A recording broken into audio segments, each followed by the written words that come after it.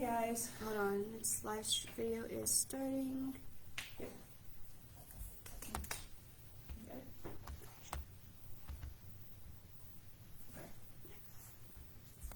Okay, guys. What is it doing? We're trying to figure it out. Hang tight with us. Yeah, it's live. I'm just trying to full screen it. This should be a quick button. Oh, that's That's probably as good as it's gonna get. Alright, guys. Thank y'all. Last week has been crazy, honestly. It really has. This is the first official meeting of 2023 for the Tri-State Paranormal Research and Removal Society. We got big things and big plans this year to go into. First and foremost, on April 5th, we were registered as a non-profit organization, which is a good thing. We have a lot of stuff to do this year. One of our main things that we're going to be doing, of course, is our annual car washes. And our first one is actually May 27th. I believe it's the 27th, right? I believe it's the 27th. Pretty sure it's the 27th of May. At 8 a.m. at Advanced Auto Parts on Park Avenue in Paducah, right across from Noble Park. Yes. And it starts at 8 a.m. We will also be grilling hamburgers, hot dogs. We'll be having chips, drinks that we'll be selling along with other things along with the car wash itself. So we do need as many volunteers as we can possibly get. Because me and Michelle over here trying to do a car wash, the two of us. It was challenging. It was very, it was very challenging, and it was also very hot because it was in the middle of July or August. But anyway, it was hot.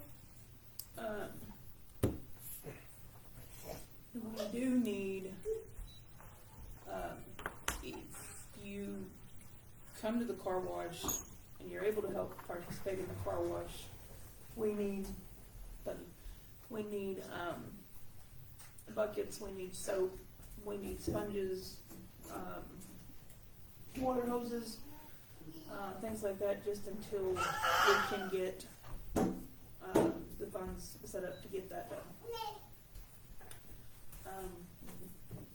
One of our bigger fundraisers that we're going to be doing is going to be our lawn care, and it will be for the elderly and for our veterans to be able to get help with their lawn because they can't get out there and do it anymore because they're up at an age, or if it's a disabled vet especially, being able to get out there and do something like that to honor what they did for this country is a big thing.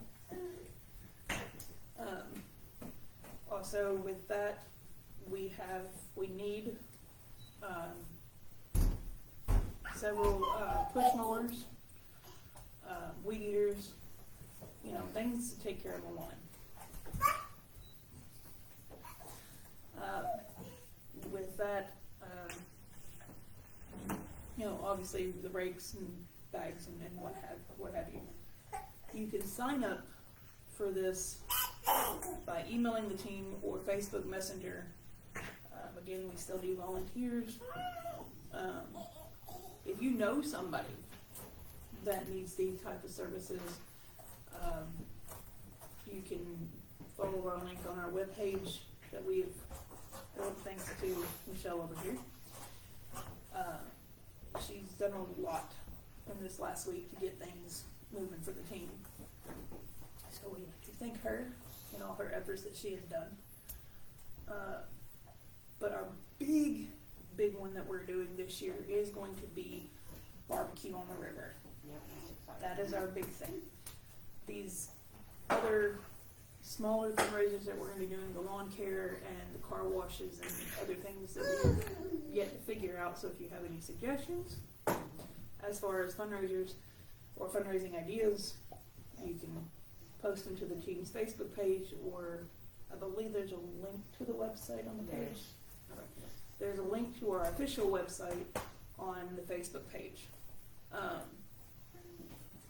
We are also needing members, of course, and we are needing, some of the top ones that we need are, we do need some clergy, to be part of the team, to be able to, come with us on investigations, to come with us during, fundraisers, things of that nature. We are also looking for sketch artists, people that know how to draw, especially when it comes to investigations.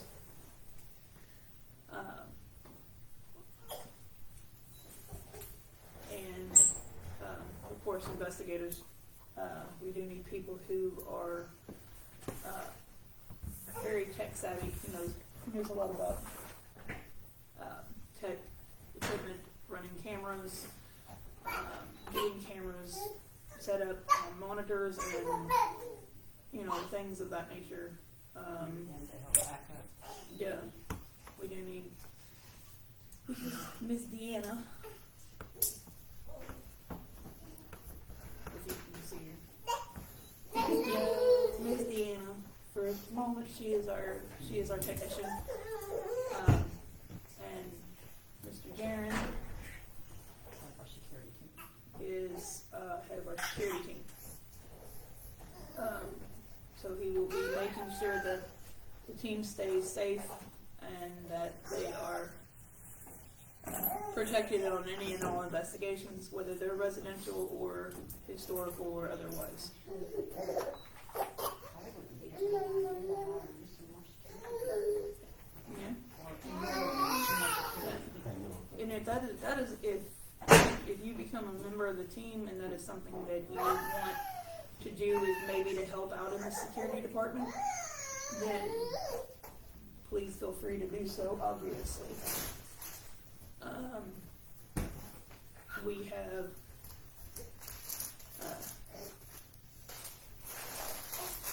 Deanna gotta take care of our team mascot. Our littlest member. The little one. A lucky charm. It's the Romeo. A lucky charm. We are,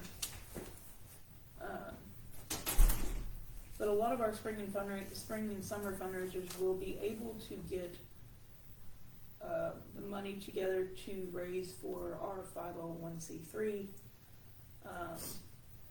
which is our tax exempt status.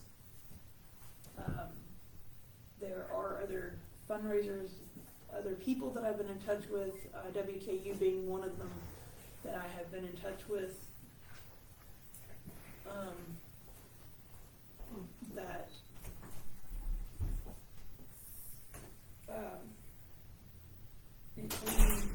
if we work with WKU up in Bowling Green, fundraising, doing and working their concession stands, then whatever we make from that fundraiser, WKU will match.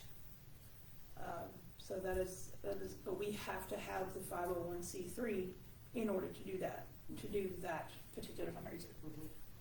That is one of their qualifications. I mean, yes, we are still a nonprofit status, but we are not tax exempt right now, which is what we're working towards. And the 501c will open a lot more fundraising avenues for us too. There's other festivals and things that we want to get involved in, but our main focus and our main goal is our veterans first and foremost. They sacrificed a lot for this country and for our freedoms, so they deserve to be taken care of.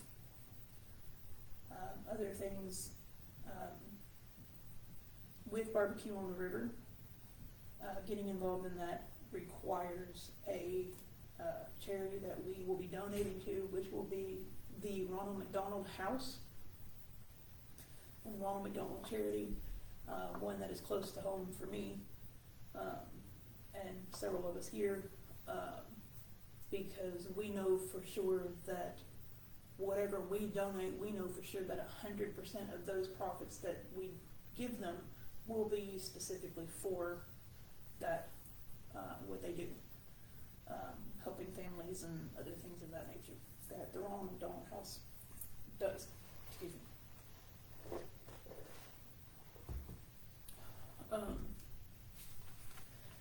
Anybody that wants to volunteer for our car washes, or any other of our fundraising, if you're not a member of the team but you feel like you want to volunteer, this is something you want to get involved in just as a volunteer, you can sign up via our email, or you can contact us on Facebook, or we will be holding monthly meetings like this, and monthly classes as well. Those will be starting up. We'll probably be setting up a class, if not the end of this month, the beginning of next month. The class will be a 4-hour class.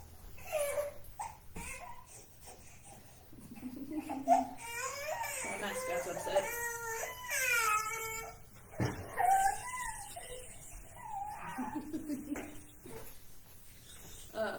It's a 4-hour class, and we'll have like a little buffet style type foods,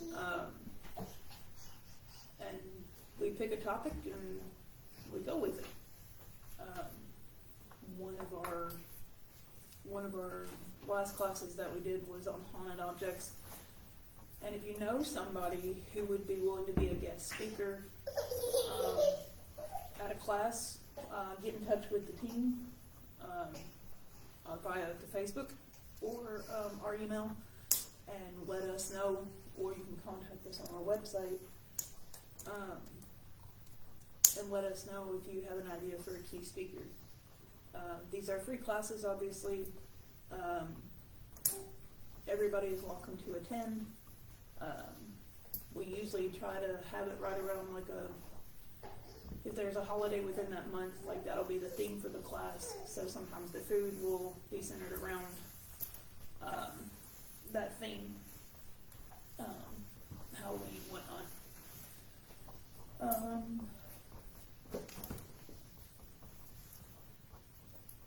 We are working on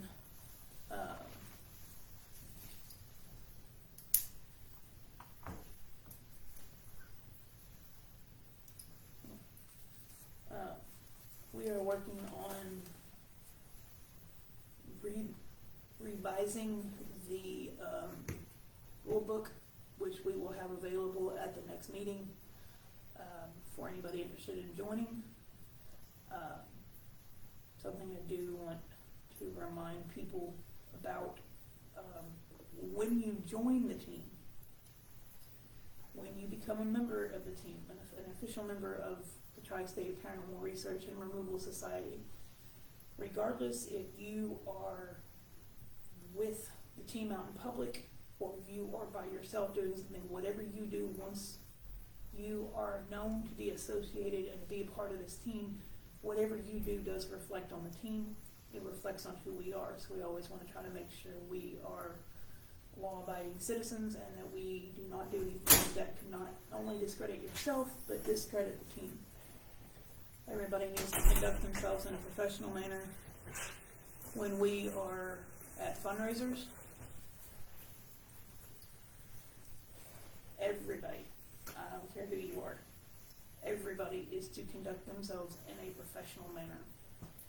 Even if you have an issue with somebody, if you're going to be part of that fundraiser and that other person is going to be there, put your differences aside and work together for the team. It's not about you and that other person. It's not about the issue you have with that other person. That always can be resolved at a later time. Never at fundraisers. Never when we're out in the public, because we don't want to present ourselves as a team that is chaotic. It's called being an adult and being professional. The libraries do have a play area, so if you do have children, you can use that. You can use the play area just to make sure you have somebody that is willing to sit with your child while you're in the meeting. Obviously, I don't personally care if the children are in the room, because it can make it interesting sometimes. It really can. Yeah, but it can very much be distracting. So,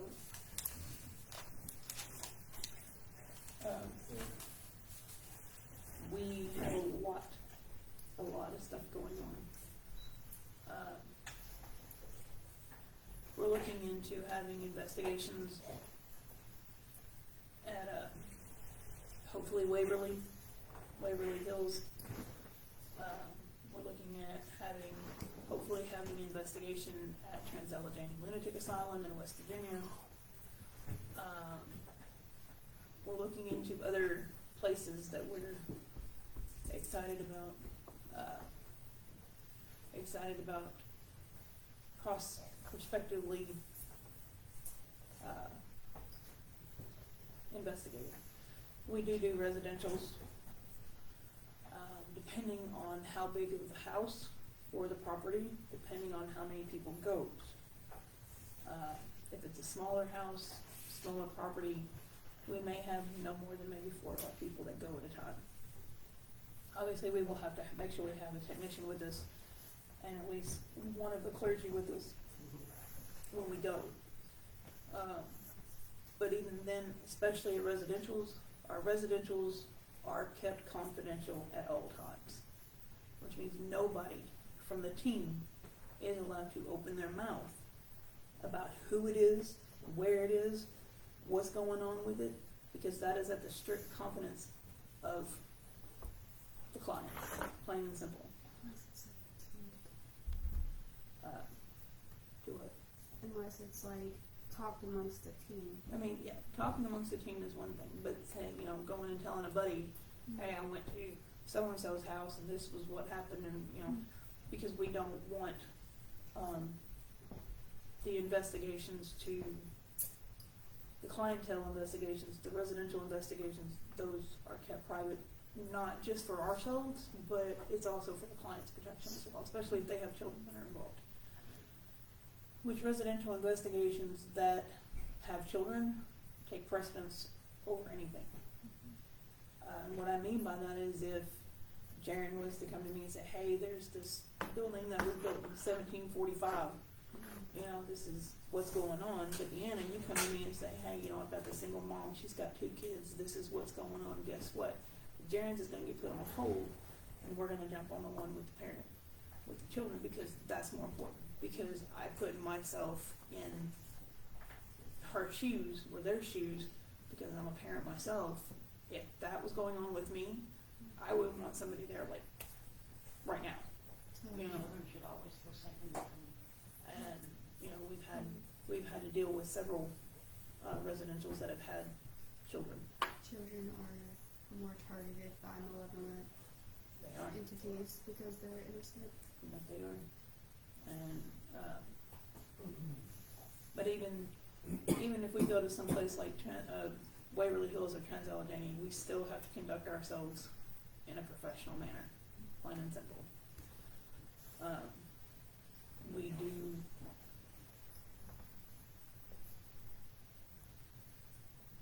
do this because it's not everything that we offer.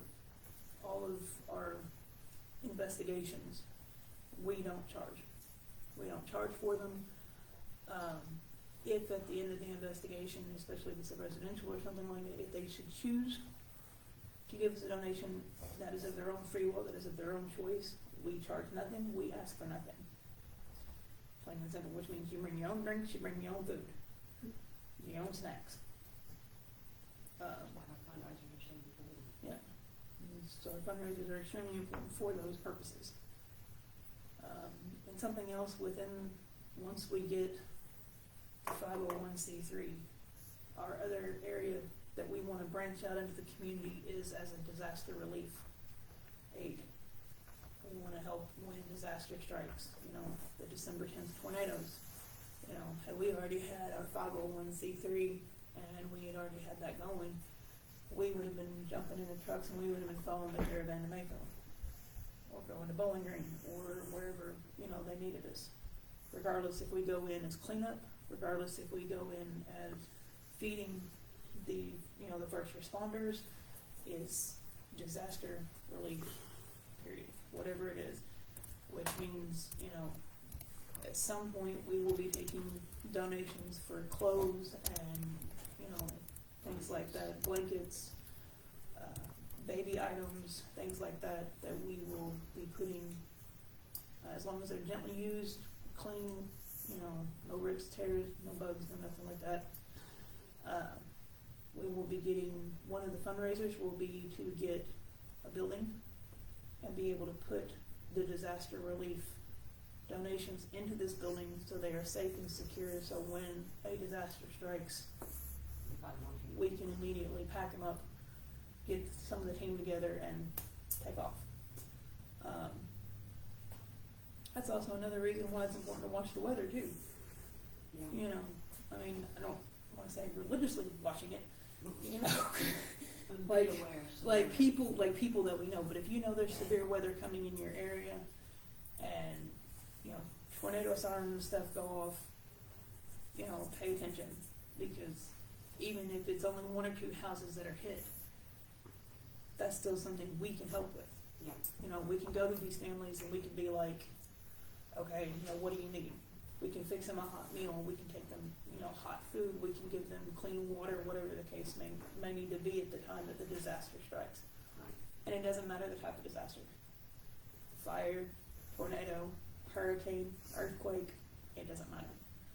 We want to be able to step into those shoes and help. And I know in the name it says tri-state, but we are not limited to just the tri-state area. We've gone all the way over into West Virginia before. So we go where we're needed. If we can do it, we'll go. If we, for whatever reason, cannot get to a place when somebody has reached out, then I will, or somebody on the team will find another team that may be in that general vicinity that say, hey, look, this is what's going on, and then make that connection for them, say, hey, this is this team, you know, they're waiting to hear from you, you know. So it's, while people can contact us for investigations, if we can't get there for whatever reason, but we will try our hardest. If we can't get there, there are other paranormal teams, and you can find them all over the place. There's a website called paranormalsocieties.com that has all the states that all the paranormal teams are listed in. If somebody calls us from Alaska, say, hey, help. Well, obviously, Alaska's a little far, but we would try our hardest, but Alaska's just a hair far, so we would find somebody with somewhere between here and Alaska It's closer to them. and say, hey, this person is having this issue. You know, can you go assist? And then contact the person back and say, you know, we do apologize, we're not able to get you, but here is this team who's right here, and here is their phone number. You know, Parts of the team that's in other states that could help doing Exactly. investigations Right. when Paranormal we networking. can't. yeah, and there's, you know, a lot of the teams that I've talked to, had the privilege of talking to, and even individuals, you know, a lot of us are really big on para-unity. And by that, it means that paranormal societies or paranormal teams throughout, across the United States, and even overseas, show support in one another. We never and will never, and the Tri-State has never, tear down another paranormal team, period. We do not do that, we will not do that, and we don't expect it done to us. But if it is done to us, we will respond, but we will respond accordingly. You know, as most of us, if we get called names or whatever, our first instinct is to lash out. You know, no, we conduct ourselves professionally, we answer professionally, and we deal with it. And once it's dealt with, it's dealt with. On that note, also, if we're on an investigation, and I tell all my team members this, we're on an investigation, and the police should just so happen to show up, nobody talks to the police but me.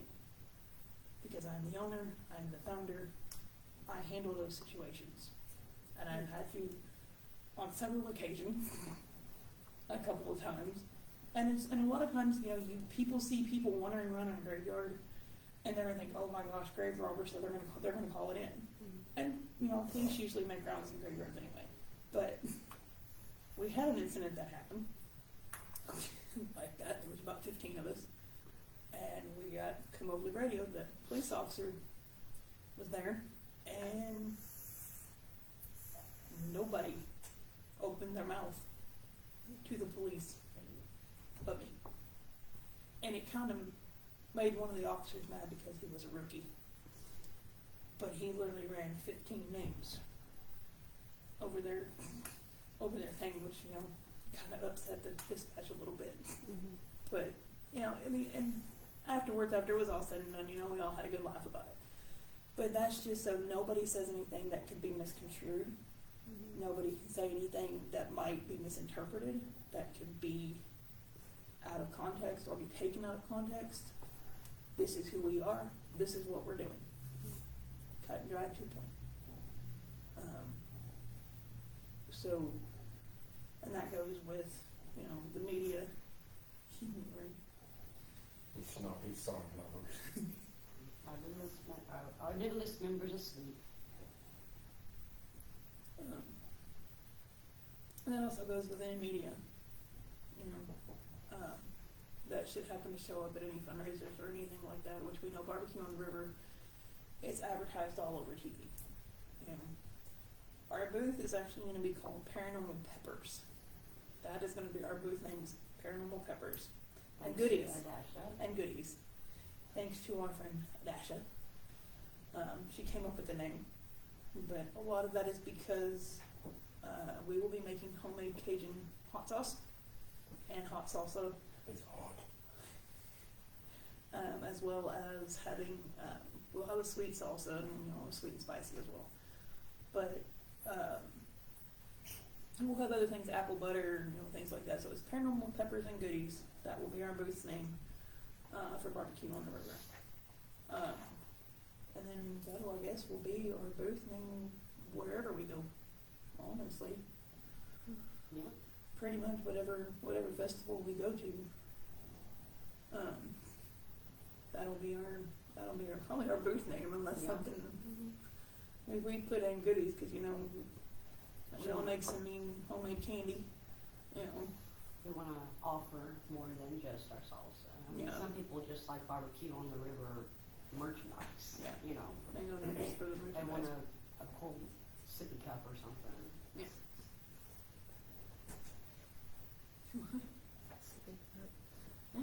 Hey, sippy cups. Water bottles. Yeah. We could look into sippy cups for kids. Yeah. It's a good idea. We can look into it. So once we get everything going for the barbecue on the river, of course, volunteers will be needed for that. The team will be, if you want to work it, you need to let us know. That way we can make sure we put it down, you know, who's working what, you know, what times and how long and all that stuff. And we'll have sign-up sheets at our meetings. Yeah, sign-up sheets will be at meetings for fundraisers. And then when you get to the fundraiser, whether it's a car wash or something like Barbecue on the River, then you will sign in once you get there. That way we have record of everybody that will be there. That way we can keep track of everybody. Mm-hmm. You know, especially if they take off to walk around Barbecue on the River, we know, hey, okay, this person was here. You know, where'd they go? You know, which I'm not saying that they won't be, you know, y'all won't be allowed to do, because you will. You know, you're not going to be stuck in the tent, you know, the whole time. You'll be able to walk around and go get barbecue and just, you know, do some fun stuff as well. But We're just going to have to switch people out in shifts or something. Yeah. And these fundraisers are not easy. I'm telling you right now. These fundraisers are not easy. It takes a lot of sweat, blood, and tears. And I've had plenty. And I've shed plenty.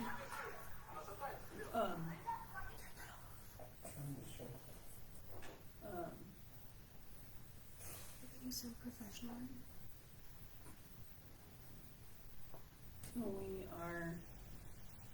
This is something for the last couple of years, the nonprofit and the 501c3, this is something that we have been dreaming about for a long time. And We've spent a lot of research hours checking out every possible avenue until finally something cool. and they always say good things do come to those who wait. This is for sure.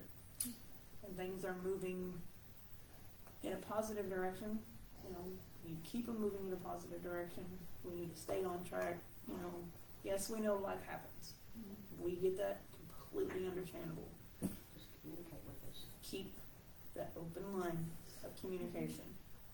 If you're signed up for a fundraiser, yes, I'm gonna be there the day the fundraiser happens, and something happens, and you can't come, pick up a phone, send a text message, send an email, somehow get word to us, say, hey, I know I'm signed up, but I can't make it for whatever reason. Give us as much notice as possible. Yeah. When that happens. How long of a notice would you need? Probably 24 hours at least. Now we do know emergencies happen. We do this. If you can give us 24 hours notice, that's great. That's better. Fantastic. But we do know emergencies happen, especially those with children. We know emergencies happen. Plain and simple. Hey, my kid fell off the couch, busted his head. We got to go to the hospital. We know it happens, and we are okay as long as you communicate with us. And even if emergencies happen within the team members, Right. one of them gets hospitalized, one of them has to go to the ER, we will check up on our team members. Yes. We will make sure that y'all are okay.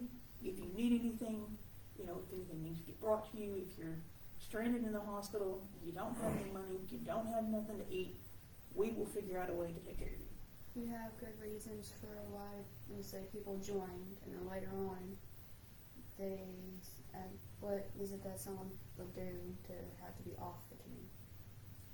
Anything that is completely illegal. I do not and will not, I don't care what you did in your past, I don't care if you have a criminal record. As long as it does not involve hurting children. If you have a criminal record to the point that you were convicted of harming a child, I don't care if it's abuse or otherwise, you're a no-go for the team. I'm sorry, that's not acceptable. And If you are a member of the team and you do something illegal, I don't care what it is, we will then take a vote at that point. Mainly because depending on what it is, you know, there are people who don't do anything but are in the wrong place at the wrong time. It would depend on the circumstances. We do not and will not allow anybody to do anything illegal. There are several team members that we've had to let go because of things that they did. But it's what you did in your past before you joined the team, that's your business. I don't care about it. Unless it involves the harming of a child. That's where I draw the line. What you do once you join the team, and people know you to be a part of the Tri-State Paranormal Research and Removal Society, and you do something illegal, not only does that look bad on you, but it makes us look bad. And I don't deal with that. We have come too far, we have worked too hard to get where we're at now. And I founded this team in 2011. This team was founded in 2011. We've had ups and downs with it. You know, it was kind of figuring out how things work, how we want it to work, how we progress, how we don't, you know. And don't get me wrong, I know there are people that do have disabilities. I do know people that have physical limitations. But if I have physical limitations, I'll be the first to tell you I don't care. I have physical limitations. But if I can get my butt out there and scrub a car, we will find something for you to do. If you can't scrub a car, guess what? You can stand up and flip a burger. You can handle a cash drawer. if you want to volunteer and be a part, we will find something that you can do. I'm good at this. But don't come to a fundraiser, and I've had this happen before, don't come to the fundraiser, and you're at the fundraiser for an hour, oh, I'm hurting, I need to go home. No. No.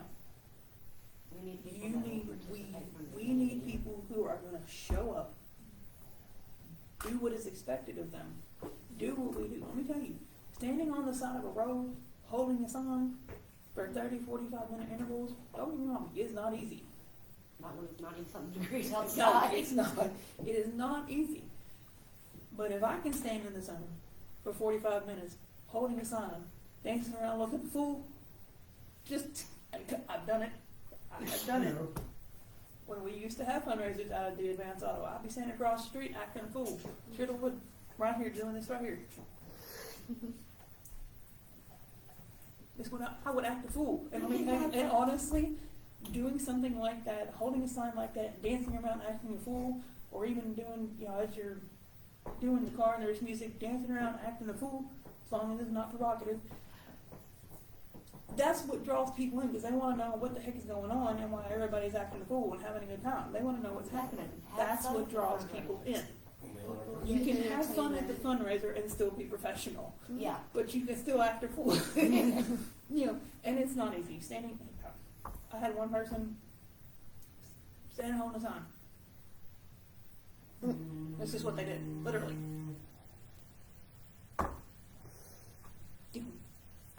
Do something. Make people look at the sign. Exactly.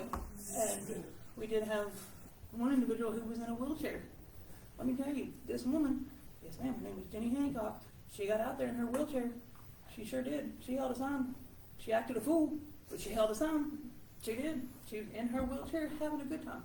So there is nothing that can't be done. If you have physical limitations, make sure you let us know. If you want to be part of a fundraiser, but you have physical limitations, let us know. We will find something for you to do. If it means we have to sit and get a chair, sit it on a sidewalk to let you hold a sign, we can do that. As long as you act a fool sometimes. It's okay. But don't. We need people to not just sign up or join the team. We We need- need people who will participate. Who we can People we count. can depend on. Who we can depend on and we can count on. That even when the going gets tough, that they're gonna hang in there with us because they know this is worth it. Yeah. When the going gets tough, keep going. Because especially when it comes down to anything that has to do with our veterans. Exactly.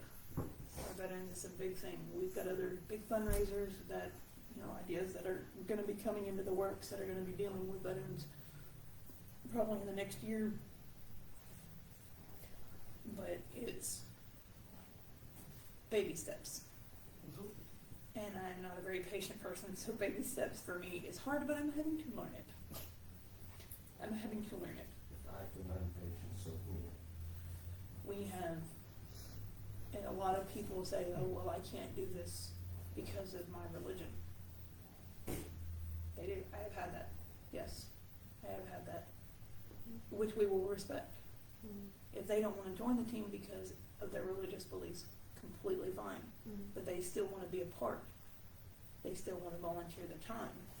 Someone help with that. They can, because they want to help veterans or they want to help the other and that is perfectly okay. As long as everybody else on the team understands that just because somebody doesn't join the team because of a religious belief, they don't get discriminated against. If I hear anybody, I don't care who you are, anybody discriminate against anybody for any reason, not just necessarily religious, but any reason, I don't tolerate it, I will not tolerate it. And you will get a verbal warning. And that will be the first warning you get. There are rules, there are consequences. And we'll go over the rules at the next meeting, but the discrimination thing is a big thing for me. Even though jobs do it, I have had jobs that do it, I don't. And I won't tolerate it. It's even against, they're supposed to be against any jobs policies to no discrimination against sex, religion, or race. Yeah, but that's all because they are required to, but management has to enforce it. Yeah, My religion. But I do. And some places don't, but we will. we will enforce it completely. My I don't religion care. dictates I can't discriminate or judge anybody. I don't care if you're male, female, trans, Baptist, Catholic, Protestant, pagan, Satanist, I don't care. If this is what you want to do, if this is something you're interested in, by all means, you're welcome to join, you're welcome to attend classes and meetings, you're welcome to attend the fundraisers, volunteer at the fundraisers. I don't care. But if I find any of the team members, the already established team members, discriminating, me and that team member will have a sit down. Because I don't and I won't, period. At all. And I do expect other people who are, because, you know, we're all different faiths, but if we're at an investigation, there will be prayer. You don't have to participate in a prayer circle if you don't wish to. That is completely up to you. But those that do, don't make fun of them because they do.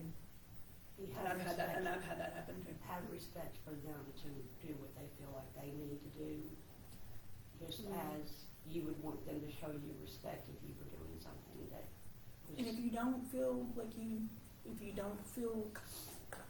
like you want to join the prayer circle, then, and you feel there's something else that you need to do for yourself before an investigation, then during the time of that prayer circle that happens, you may be free to go do what it is you need to do, as long as it's legal. Just saying, as long as it's legal. The purpose for your prayer circles before starting an investigation.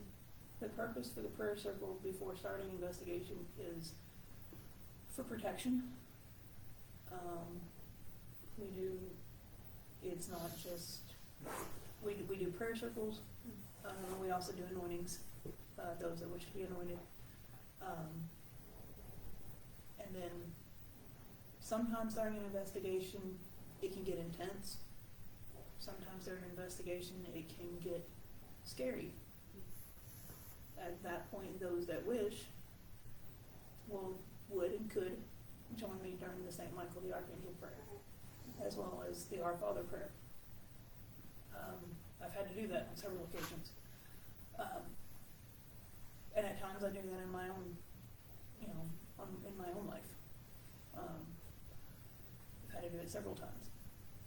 But again, and if anything, it's something else. During an investigation, if things start taking a turn to where I feel it is unsafe, I will shut down the investigation. We will meet outside by our vehicles or outside in the lawn or wherever we're at, and we will discuss it as a team, as a whole, whether or not everybody is comfortable with continuing with the investigation, or if we feel we need to stop for the night, get back together in the morning, reevaluate, and see where we go from there.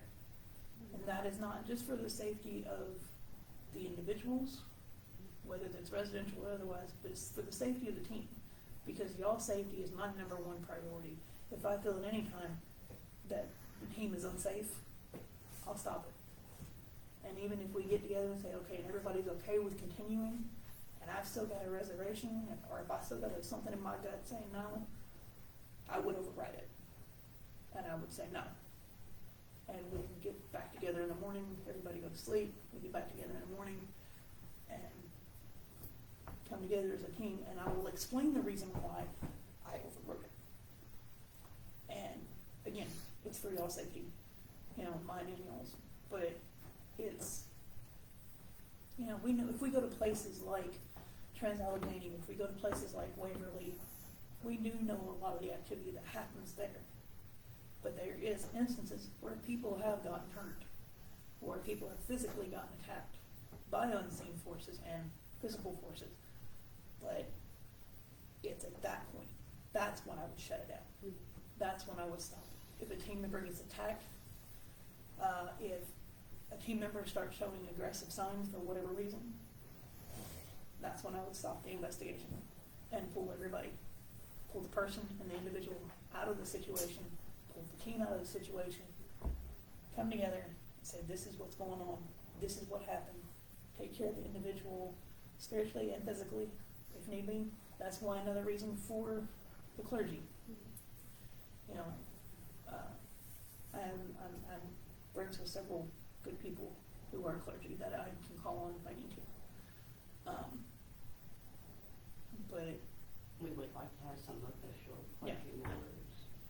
I would honestly love to be able to have somebody, or several even, regardless if they're of a different faith or not, it doesn't matter, as long as they don't discriminate against people just because they don't join a prayer circle or whatever. eventually, but I haven't gotten back in contact with him just yet. I know, and I will do with it. But safety and concern for the team. Anyone who's, This on that also goes for residential too. yeah, You know, anyone who's interested in joining the team or volunteering for the fundraisers, just reach out to us.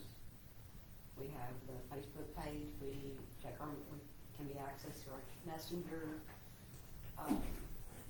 We have the website, you can email us. phone numbers on the website too. Yeah, we also have our phone number listed. Anyone who wants to join the team, doesn't matter what role you want to play, even if you just want to be an investigator. You know, we can always use more investigators. Yeah. Always. Just reach out to us. It's always good to have other investigators. And we're growing by leaps and bounds in areas. But to be able to have, because I consider the team family, Mm-hmm. I would give it back for anybody on the team. I would be there for anybody if I could. If it's at what I'm able to. We take everything we do seriously, but we still have fun while we do it. There's nothing wrong with being in an investigation and, cracking up every once in a while because, a spirit decided to knock on a door or something, Kind of break up the intensity Yeah. and stuff in there. Yeah, exactly. Because, investigations can get intense. No two investigations are ever the same. You can have one investigation that you go to, they hear footsteps, disembodied voices, and you get there, and it's a completely demonic infestation. Which at that point, then we have to call people. We need backup. Yeah, and Or back you- up. Or you have your lungs being crushed by a spirit. There's, That was funny. or you can go and somebody says, well, they're smelling sulfur or rotted meat or whatever, and we get there and we may get nothing. They don't perform on command. They really don't. You can sit there and ask 150 questions, and they may just never respond because they don't respond on command. If they don't like you, then let you know. Yeah, they don't want you there, they'll let you know. They have. Like recently. There's been several investigations that I've been on where I've had to call it back up. Excuse me. Let's see what else.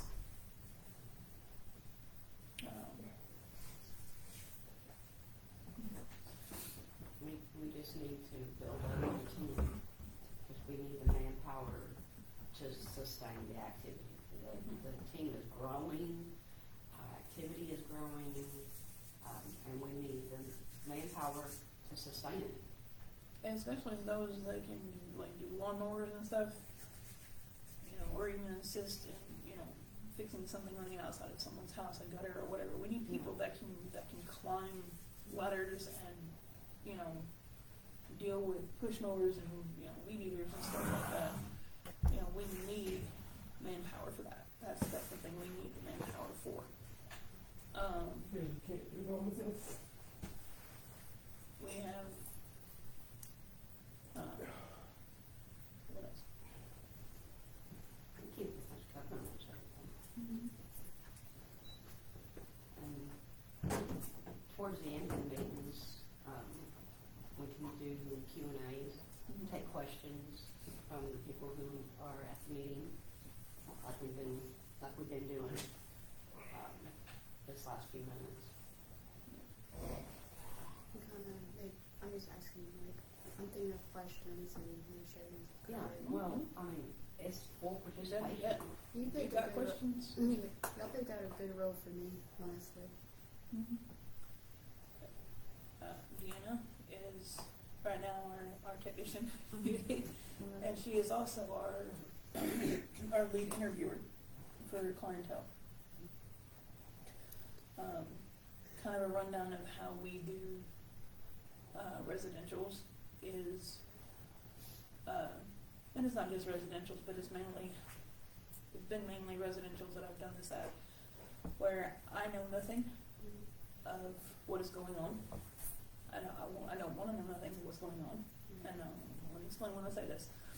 Is other people, like Deanna, who's the lead interviewer, her and one other team member would go and interview the client. They will know everything. All the hot spots, everything they go through, everything they hear. Once all of that is said and done, everybody then comes out of the house. Me and one other team member and the homeowners and a security individual will go in and I will do my walkthrough. I will do what I see or what I hear or what I feel. And to see if what I do Like if your experiences match up to the information that got collected. exactly. And then we come out and then we figure out how best to go about it. Where to set up cameras, that kind of thing. I have actually wanted to start doing with residentials where we do an investigation without the homeowner there, and then do an investigation, like the next night do the investigation with the homeowner there, especially if it's the homeowner that's being targeted. Kind of like a trigger object. Kind of using the homeowner as a trigger object, if you will. That has worked in a lot of cases. I have seen it with other paranormal teams that have done it. They have had great success with it. It's something else that I would love the team to be able to do, probably in a year or so before we get to do it, is there are paranormal conventions that happen. There's one in New Jersey, and there's one in Louisville, I think, that happens, throughout the year, that at some point would love to be able to be able to have a booth at one of these conventions just to show who we are and what it is that we do, and to show our love for the paranormal community. Some other places, and if you have places that y'all want to go investigate, feel free to let us know. Hey, look, this is where we want to go. I want to go here. Another one of mine is Tombstone and Blue Hill Graveyard and Birdcage Theater. That's another pot of gold. That's out west. But say, hey, okay, let's go out here. We set up the investigation dates and times, but along the road, we can stop and do others. Maybe one day Yes, we we could. could investigate outside the country. Let me tell you, that is like. That would be I'll awesome. investigate Egypt. But, and we may see growth in that potential direction. We might. Years down the road, yeah. I think it's entirely possible. I was thinking about going to the Anne Frank house. Yeah, places in Germany and places in Romania Pennsylvania. and Bulgaria and Transylvania. There's places all over. Dracula's castle. Yes, it's a big hot spot, and there's been a lot of teams that's been over there. A lot of teams has investigated, but just because they've investigated it and they've had these encounters doesn't necessarily mean that's the same encounters we're going to have. We can have more, we could have less. Yeah, But just to absolutely. say, hey, look, this is where we've been. Some things are Yeah. nice to experience on your own, Yeah. like for yourself, than just watching other people do it. Yeah. Not do it yourself. And I don't ever and will not ever encourage going off and investigating by yourself. That is a no-no for the team. We don't split off individually. We stay in groups, and that's for each for our safety. Like somebody's feeling pulled a certain way, they discuss it with the little, if there's team A's over here and team B's over here, then Like at least have one person with you. yeah.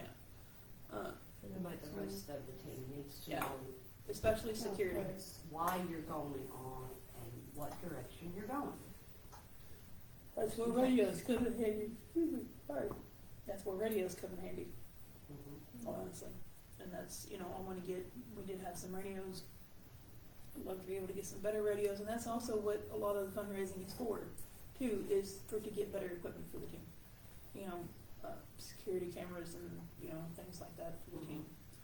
And better, two-way radios and stuff for the team. And a weather radio even.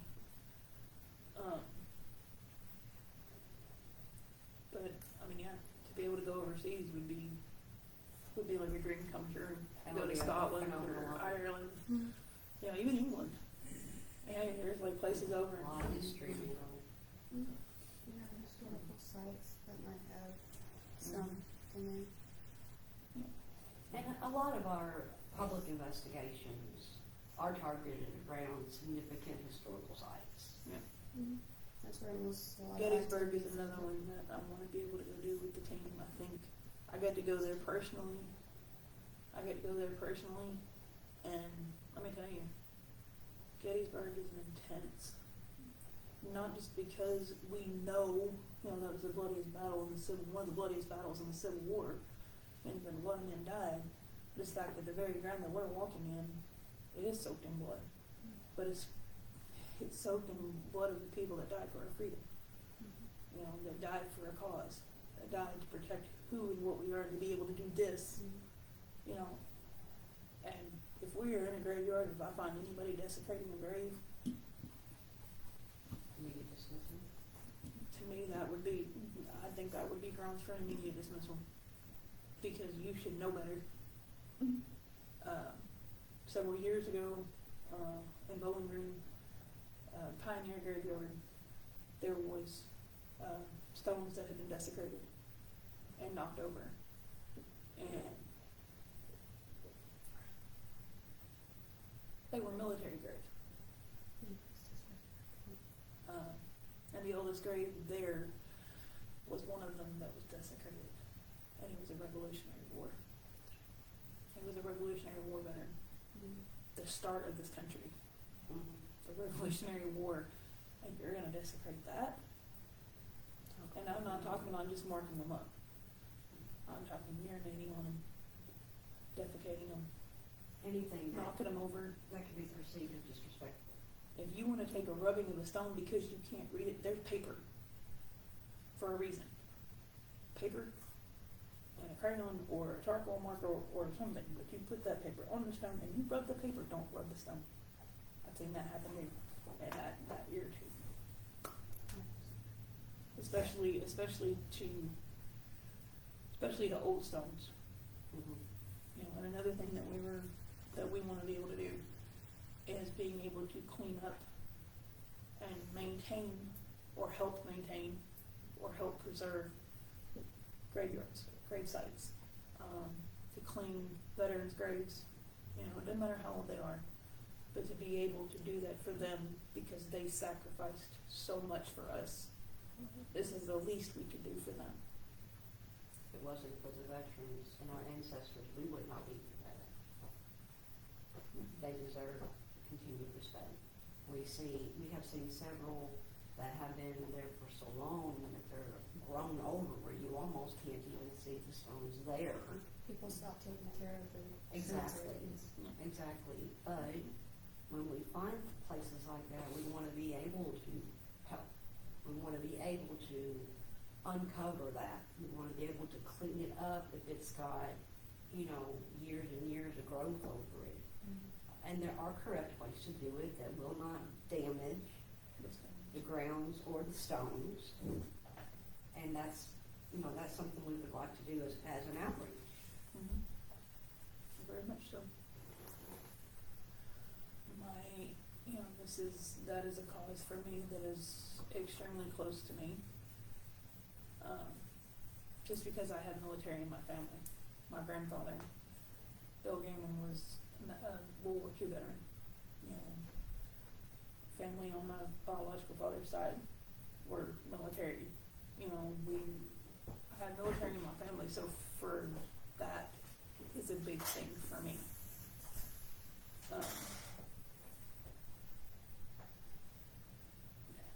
Anything else? Well, just, anybody's got any questions or suggestions or whatever, you know, just reach out to us. Somebody will respond.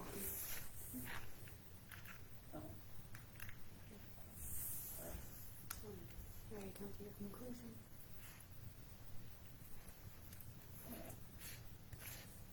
Again, this is the first meeting of the year and the first of many meetings.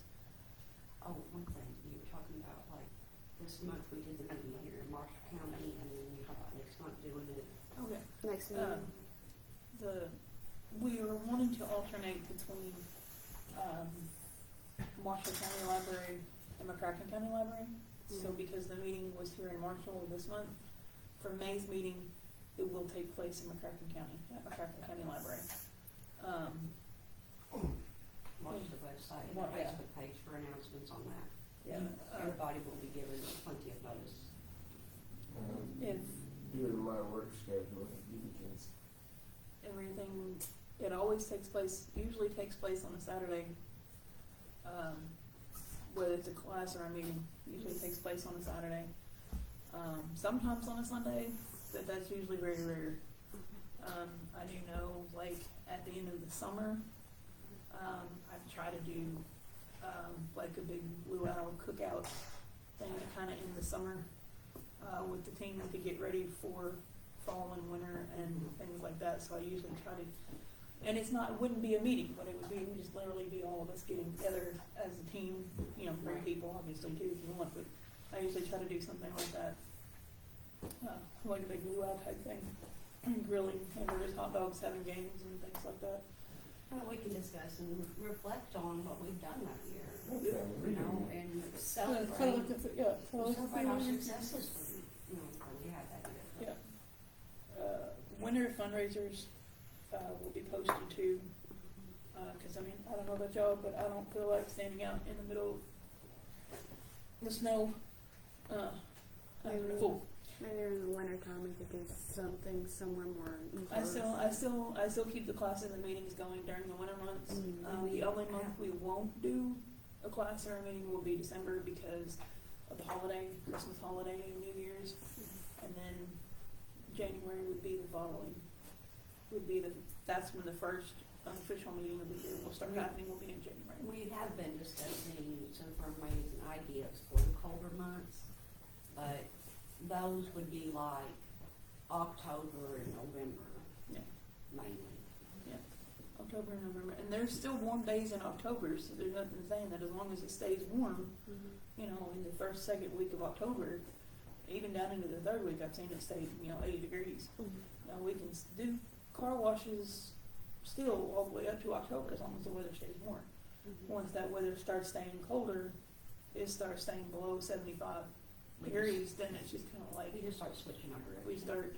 that's when we'll start turning from car washes to what we're gonna do for the rest of the winter months.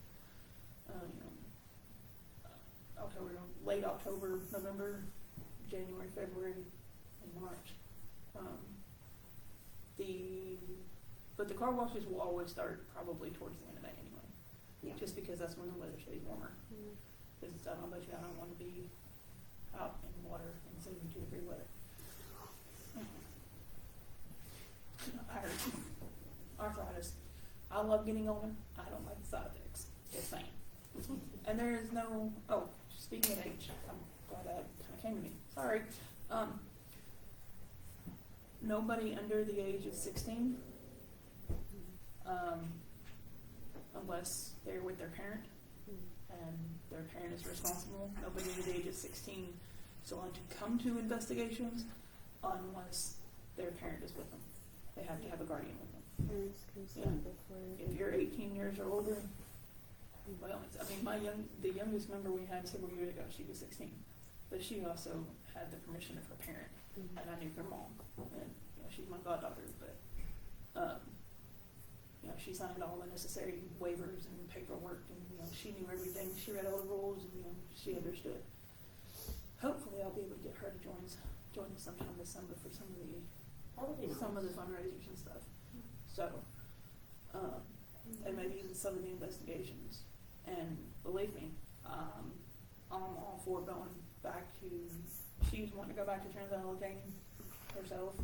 She's wanting to go back to Salem. She's wanting to go back to Gettysburg, which I am too.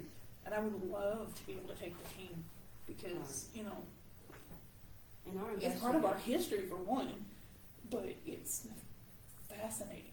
our public, all of our public investigations, historical sites and whatnot, will be posted to the website. I would love on some of the investigations, some of the public investigations, you know, like Trans-Allegheny or Gettysburg, to be able to go live at some point during the investigation.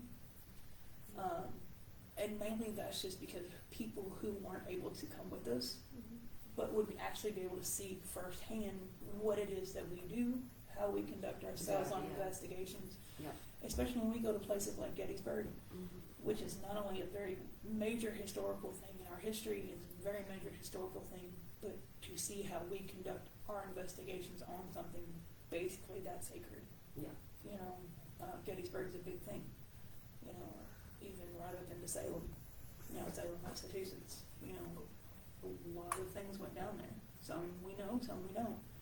But there's a lot of investigative places up there that I would love to be able to take the team Right. and do not just a live feed just for the investigation, but for educational purposes. You know, Trans-Allegheny Lunatic Asylum, same thing. Once your But classes for go right now, live as we are well. focusing Our classes. around, Our classes will go live as well. as of right now, we're focusing around more local investigations and local fundraisers for for our veterans.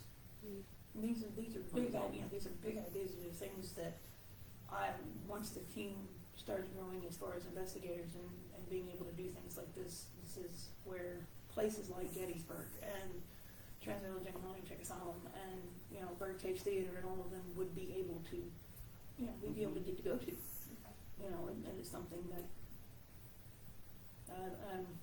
I do know that one other thing that we didn't put it on paper either, but one other thing that we are wanting to, if anybody has any knowledge of medical field, Yes. that are or would be interested in joining the team, or if they don't want to join the team, volunteer. Right. That is something that we're looking for, as well as anybody who's had any type of medical experience, medical background of any Right. sort. You don't have to be like a doctor or, you know, an RN or anything like that. But if you've had medical, you're a CNA, you know, basic medical. You know, we do need some of those type of people on the team as well, and that's just to make sure, you know, I know how to put a Band-Aid on, you know, and I know how to stop bleeding, but I'm not a nurse. You know, so if it's something that is worse than what I'm able to take care of, you know, then we have somebody who is trained in triage We and can deal trauma with and, it you know, things right like that. then while we wait for the emergency personnel to arrive. Especially if it becomes bad enough. You know, people have seizures, you know, people, you know, fall down and get hurt, you know, or they get cut by something rusty, you know, or they slice their finger open. Shut up. He did it at work. But, you know, if we're on an investigation or something like that happens, we need to know how, you know, we need somebody who knows how to take care of it. So, as far as anything else, No, I think we covered quite a bit actually. so again, if y'all have any questions, any concerns, comments, let us know. You can email us, you can even text message us, our phone number's on the page. Or Or put on us up on Facebook Facebook, yeah. Put us up on Facebook and we'll get to them and answer them as quickly as we can. Thank y'all. Thank you.